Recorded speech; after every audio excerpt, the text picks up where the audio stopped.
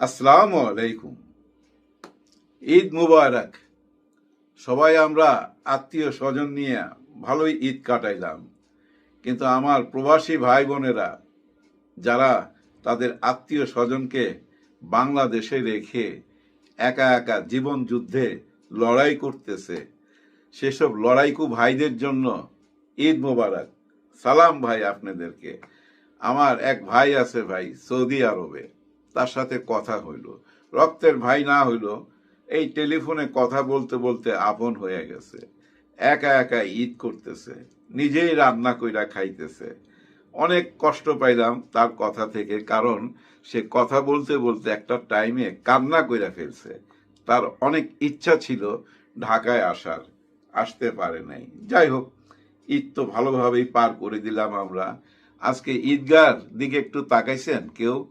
আমাদের মাননীয় প্রধানমন্ত্রী যেখানে নামাজ পড়ছে, আমাদের রাষ্ট্রপতি, মাননীয় রাষ্ট্রপতি যেখানে নামাজ পড়ছে, সেই জাতীয় ঈদগার দিকে কেউ দেখছেন, খেয়াল করছেন? একটা মজার ঘটনা ঘটছে। সেটা কি জানেন? জাতীয় ঈদগাহের ইমাম সাহেব, ওনার নাম আব্দুল মালিক। আমার নামের সাথে একটু মিল আছে, আব্দুল মালিক। উনি একটা বিশাল কাজ করছে ভাই।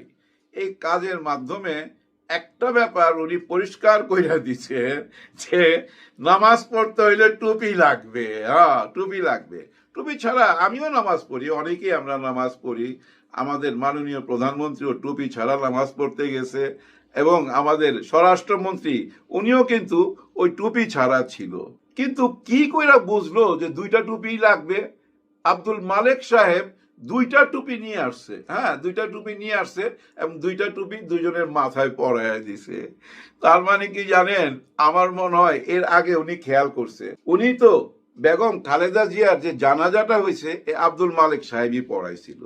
আমার মনে হয় তখন থেকে খেয়াল করছে যে আমাদের মাননীয় প্রধানমন্ত্রীর মাথায় টুপি থাকে না, যার জন্য উনি সাথে করে টুপি নিয়ে আসছিল, আর ওই টুপিটা আমাদের তারেক রহমান সাহেবের মাথায় পরায় দিছে।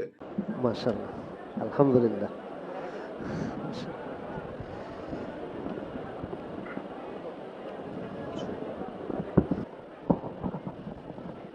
ইমাম সাহেবের এই ব্যাপারটা আমার ব্যক্তিগতভাবে ভালো লাগছে। কেন ভালো লাগছে? যে উনি তো এটা সাহস করতে পারছে যে আমি প্রধানমন্ত্রীর মাথায় টুপি পরাইয়া দেবো। আমাদের আবার ওই চলতি ভাষায় টুপি পরানো কিন্তু অন্য অ্যাঙ্গেলে বলে। সেটা কি অ্যাঙ্গেল? Negative angle. মজা করে অনেকেই বলে অমুকে অমুকরে টুপি পরাইয়া দিছে, এরকম কথা বলে। ওই টুপিটা কিন্তু মজার ছলে বলে। ইমাম সাহেব কিন্তু মজা করার জন্য এই টুপি পরায় নাই। উনি একটা মেসেজ দিতে চাইছে যে নামাজ পড়তে হলে টুপি লাগাইতে হবে। আর সত্যিকার অর্থে কি জানেন? নামাজ পড়তে গিয়া যদি টুপিটা লাগাই, মনে হচ্ছে যে না, আমি ইবাদত করতে আসছি। আর টুপি ছাড়া কি নামাজ হয় না? নিশ্চয়ই নামাজ হয়। ওই দেখতে ভালো লাগে আর কি, ওই জন্যই ওই টুপিটা পরাই দিছে। ওইখানে কিন্তু আরো কিছু উইটি ঘটনা ঘটছে। আপনারা খেয়াল করছেন? মাননীয় রাষ্ট্রপতি যখন আসলো, হাত মিলাইলো, আমাদের মাননীয় প্রধানমন্ত্রী দেখাই দিল ওই যে ওনার জন্য একটা চেয়ার রাখা আছে, মানে একটু দূরে। আবার হাত মিলাইলো আমাদের স্বরাষ্ট্রমন্ত্রীর সাথে, উনি একবার না দুইবার ইশারা করে দেখাই দিছে ওই যে দূরে। মহামান্য রাষ্ট্রপতির জন্য ওই চেয়ারটা রাখা হয়েছিল প্রধানমন্ত্রী থেকে একটু দূরে। কিন্তু আমরা গত ঈদে, রোজার ঈদে কি দেখছি? প্রধানমন্ত্রীর পাশেই ছিল ওই চেয়ারটা, ওইখানেই উনি নামাজ পড়ছে। দেখছেন না ভাই? কিন্তু এবার একটু দূরে কেন? পাশে চলে এলো কে? স্বরাষ্ট্রমন্ত্রী। আরেকজন মন্ত্রী ছিল এই পাশে, ওনার জন্য কিন্তু জায়গা রাখা হয় নাই, একটু দূরে সরাইয়া দিছে। তার মানে কি জানেন? একটু একটু করে দূরে সরে যাচ্ছে। আর দেখেন এদিকে আমাদের ডক্টর ইউনূস স্যার, ভাই কি বুদ্ধিমান লোক, আগেই বুঝতে পারে সিচুয়েশন কি হবে। ধরেন উনি যদি ঢাকায় থাকতো, আজকে তো এখানে নামাজ পড়তে যাইতো, কোথায় দাঁড়াইতো? নিশ্চয়ই প্রধানমন্ত্রীর পাশে। আরেক পাশে কে থাকতো? মাননীয় রাষ্ট্রপতি। তার মানে কি প্রধানমন্ত্রী ডক্টর ইউনূস এবং রাষ্ট্রপতি শাহাবুদ্দিন সাহেব এক ফ্রেমের মধ্যে চলে আসলো। ওই এক ফ্রেমের মধ্যে আসতে চায় নাই, যার জন্য একদিন আগেই চইলা গেছে। সবাই বলতেছে এই যাওয়াই শেষ যাওয়া, আর দেখা হবে না, আর ফিরত আসবে না। আপনারা কি মনে করেন? ওনারে দেখেন নাই? যখনই মামলার ডেট পড়তো ওই শেখ হাসিনার আমলে ডেট পড়তো যেদিনই তার আগের দিনই উইরা চলে আসতো বাংলাদেশে। পৃথিবীর যেখানেই থাকুক না কেন, না আসলে কি হইতো, ঘোড়ার ডিম হইতো। পালিয়ে যাওয়ার মতো মানুষ তো না, পালিয়ে যাবার লোক না।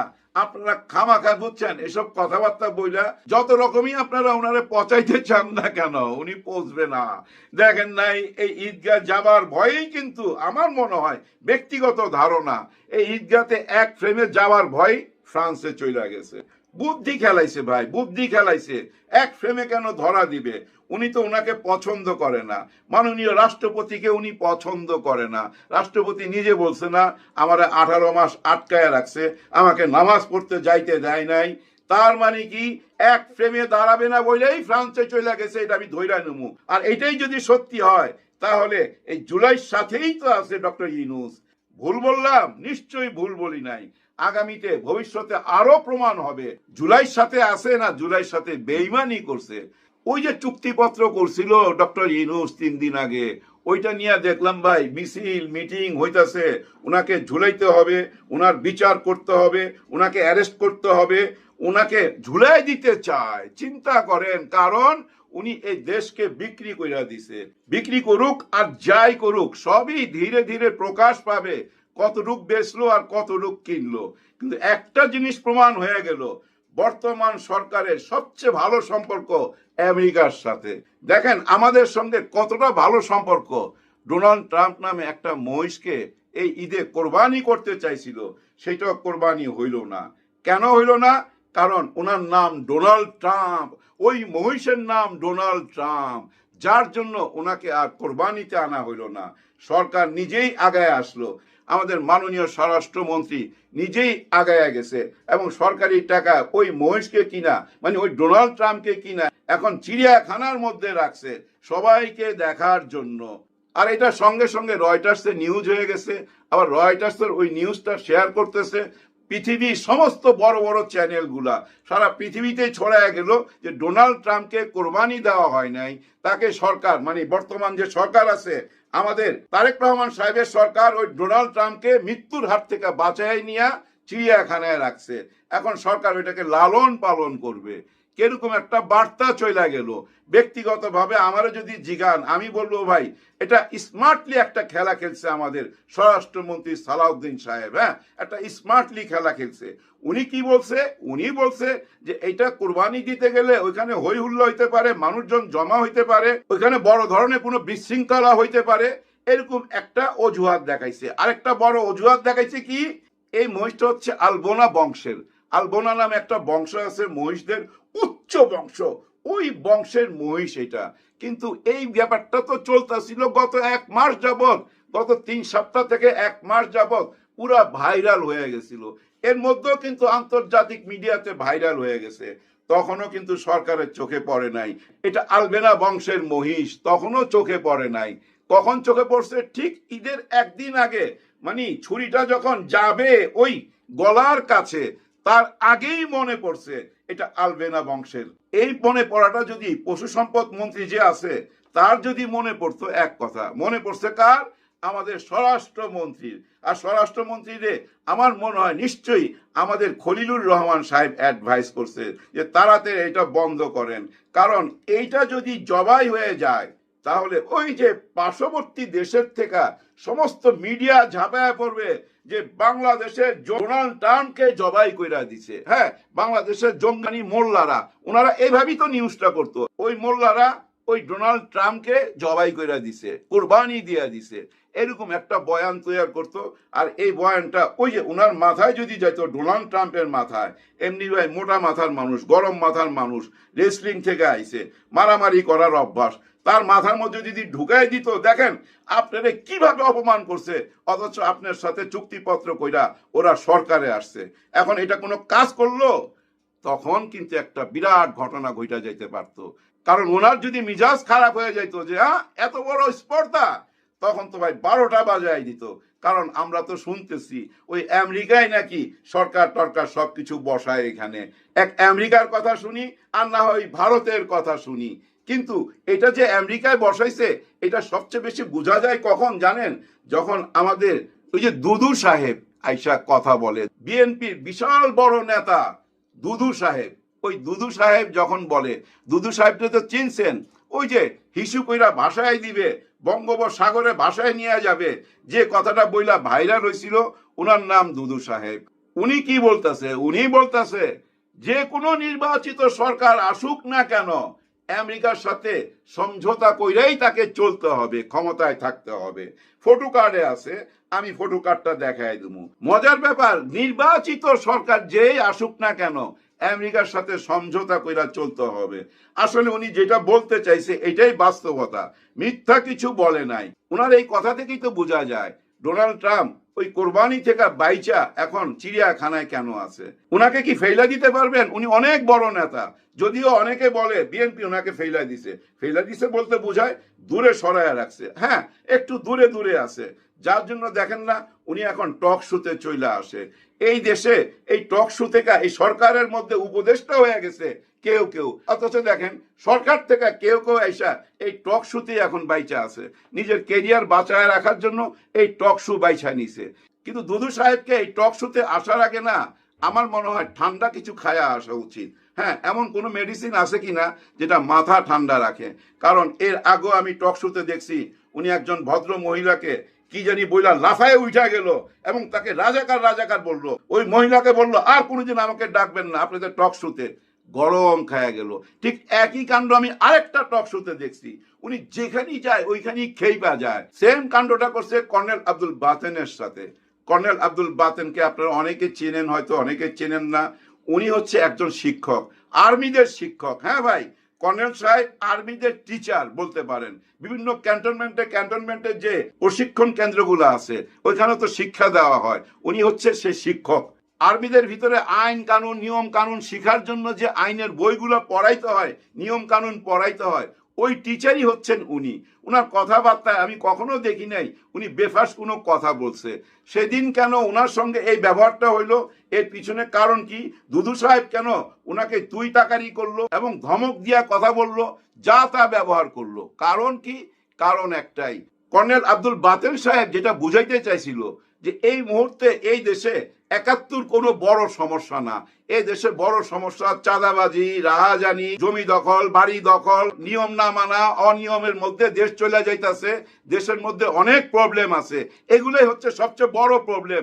৭১ কোনো বড় প্রবলেম না। কিন্তু দুদু সাহেব বারবারই একই কথা বলতেছিল, ৭১কে মাইনা নিতেই হবে। উনি কি বলছে ৭১ মানি না? উনি তো এটা বলে নাই। কিন্তু দুদু সাহেব ওই ৭১-এর বোমাই বারবার মারতেছিল, শব্দ বোমা। ৭১কে মাইনা নিতে হবে, নাইলে তোরা রাজাকার আল বদর, তোরা আমার মা বোনের ইজ্জত নিয়ে খেলেছিস ৭১ সালে। ওই কথাটা নিয়ে আসছে। তখন আব্দুল বাতেন সাহেব বলতেছে, তাহলে যে আপনারা ২বার সরকারে আসছিলেন, আপনারা বিএনপি ২বার সরকার গঠন করছিলেন, তখন কেন জামাতকে নিয়ে গঠন করছিলেন? তখন কেন বললেন না তারা দেশদ্রোহী? তখন কেন বললেন না ওরা রাজাকার আল বদর, ওরা মা বোনের ইজ্জত নিছে? তখন কেন আপনাদের মুখে এই কথাটা ছিল না? এখন কেন বলতেছেন? এখন বলার পিছনে ওই একটাই কারণ, যখন আর জামাতকে নিয়ে কোনো কিছু বলার থাকে না। কারণ জামাত নিয়ে আপনি কি বলবেন? জামাতকে দেখাইতে পারবেন ওনারা চাঁদাবাজি করছে, জামাতকে দেখাইতে পারবেন কারো বাড়ি ঘর দখল করছে, জামাতকে দেখাইতে পারবেন দেশের টাকা পয়সা নিয়ে বিদেশে ঘর বাড়ি বানাইছে। কেউ কি এসব কথা বলতে পারবেন? তো জামাতকে নিয়ে কি বলবেন? জামাতকে নিয়ে বলার জন্য ওই যে ৭১ সালে ওরা রাজাকার ছিল, ওরা আমাদের মা বোনের ইজ্জত নিয়ে চলে গেছে। ভাই, যারা নিয়েছিল তারা তো মইরা গেছে, তারাই দুনিয়াতে নাই। এবং যারা ছিল তাদেরকে তো ফাঁসিতে ঝুলাইছেন, বিচার তো করছেন, পারলে এখনো বিচার করেন যদি ক্ষমতা থাকে। সেটা তো নাই। খামাখা এইসব কথা বইলা এই যে বিভাজন করে রাখছেন, সেম বিভাজনটা করে রাখছিল শেখ হাসিনা এই দেশকে। এই বিভাজনের মধ্যে দিয়েই কিন্তু এই দেশ গেছে, যার জন্য এই দেশের কোনো উন্নতি হয় নাই। ওই মেট্রো রেল দেখবেন, ওইটা উন্নতি, হ্যাঁ দেখতে পারেন। এই ঢাকা শহরে যখন ঢুকবেন মনে হবে ভীষণ উন্নতি, কিন্তু যান না ওই গরুর হাটে যায় দেখেন, কান্না দেখেন। গরু নিয়ে আসছিল, বেচতে তো পারেই নাই, ৮,০০০ টাকা আরো দিয়া চাঁদা দিয়া এখন দেশে যাইতে হইতেছে। কেউ কেউ ভাই ধার টার কইরা ওই বিকাশের টাকা আনতেছে। এই বিকাশ মানে ওই বিকাশ না, কিন্তু ওই যে আমাদের দেশে একজন বিকাশ নেতা আছে, উনি দিচ্ছে না, উনাদের ভাই ব্রাদারের কাছ থেকে ধার কইরা টাকা আনতেছে ২,০০০ ৩,০০০, আইনা কোনো মতো আবার দেশে ওই গরু নিয়ে চইলা যাইতেছে। খায়া পিয়া পুষতেই গ্লাস তোলা বাড়ানা, গরু বেচতে পারলো না, মাঝখান থেকে 8 থেকে 10,000 টাকা নাই। এই টাকাটা কারা নিয়ে গেল? এইটাই হচ্ছে এই দেশের বড় সমস্যা। এই সমস্যা থেকে বাইরে হওয়ার জন্যই আব্দুল বাতেন সাহেব আপনাকে বুঝাইতেছিল। আপনি আবার ওই 71-এর মতো মুক্তিযোদ্ধা হয়ে হামলায় পড়লেন। আসলে কি ভাই আপনি মুক্তিযোদ্ধা ছিলেন? শোনা যাচ্ছে ওই টাইমে আপনার বয়স 15 থেকে 16, এবং এমনও শুনতেছি আপনি অন্য একটা দল করতেন, যে দলটা 71-এ পাকিস্তানকে সাপোর্ট করছে, এরকম লেখালেখি দেখতেছি এখন ফেসবুকে। আসল সত্যটা কি সামনে এসে বললেন। যাই হোক ভাই ব্রাদার, যে টাইটেলটা দিছি এই টাইটেলের সঙ্গে এতক্ষণ যা কথা বললাম এর কোনো সম্পর্ক নাই। আপনারা আবার ভাইবেন না যে আমি কাউকে শয়তান বলতেছি, না, নিশ্চয়ই না। কেন এই টাইটেলটা দিছি? শয়তানের উইকেট ফেলা দিছে। কেন ফেলা দিছে, কে ফেলা দিছে, এইটুক ব্যাখ্যা কইরা ভিডিওটা শেষ করুন। ওয়াসিম আকরাম, ওনাকে তো সবাই জানেন, আমার পছন্দের খেলোয়াড়, আর মানুষ হিসাবে ওয়াসিম আকরাম খুবই ভালো। আপনারা যারা জানেন তারা আমার সাথে একমত হবেন। এর মধ্যে উনি হজে গেছে, হজে যায় দেখেন কি কাণ্ডটা করছে। ঢেকি স্বর্গে গেল বারাবাদে বলে না, উনি ওই একই কাজ করছে। ওইখানে শয়তানকে ইট মারতে হয়, ঢিল ছুটতে হয়।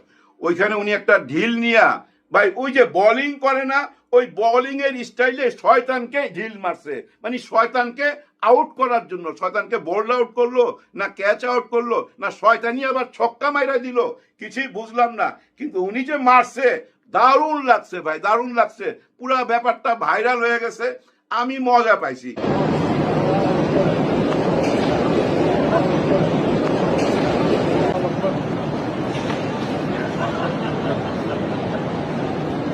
আমার তো মনে হয় ওয়াসিম আকরামের জীবনের সবচেয়ে বড় বোলিং, হ্যাঁ, ওনার রেকর্ড হয়ে থাকবে এই বোলিংটা, এই যে শয়তানকে আউট করা। ওয়াসিম আকরামের জন্য দোয়া রইল, উনি হজে আছে, সবাই ওনার জন্য দোয়া করবেন। সবার জন্য সবাই দোয়া রইল। আল্লাহ হাফেজ।